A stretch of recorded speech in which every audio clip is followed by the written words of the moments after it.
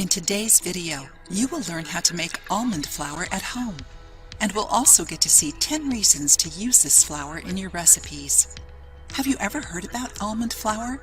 It is common to see it being used as a substitute for wheat flour in bread, cakes, cookies, etc. If you have tried something done with almond flour, share your experience with us. Tell us if you chose to try it or if it is because of medical treatment.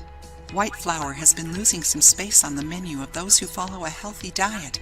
This is because white flour is a source of simple carbs, which, when in excess, cause insulin peaks and favor weight gain.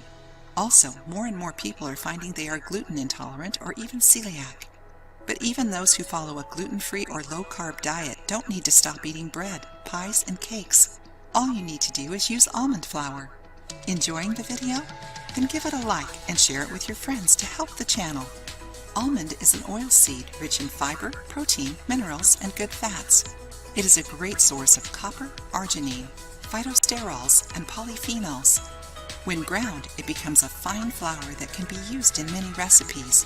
It offers many benefits such as antioxidant and anti-inflammatory properties, contributes to the lipid blood levels, increases the sensation of satiety, has a low glycemic index, aids in the control of cholesterol, improves high blood pressure, contributes to insulin sensitivity and other cardiovascular risk factors, helps in cases of oxidative stress, excess of free radicals that leads to premature aging, improves performance and resistance during physical activities. Amazing, isn't it? Although almond offers these many benefits, it is not recommended for everybody.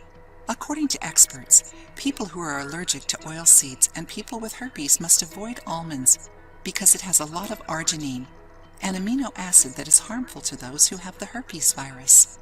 To make almond flour, all you need to do is put almonds in a blender or food processor until it becomes flour.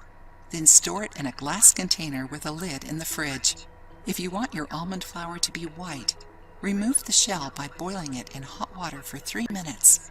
The shells will easily come out. Then take the almonds to the oven on low heat and bake until they are dry but not toasted. Remove from the oven, let it cool down, then add to the blender or food processor. Easy, isn't it? Do it and share your experience with us. If you like the video, give it a thumbs up and share it with your friends. For more recipes and tips, subscribe to the channel.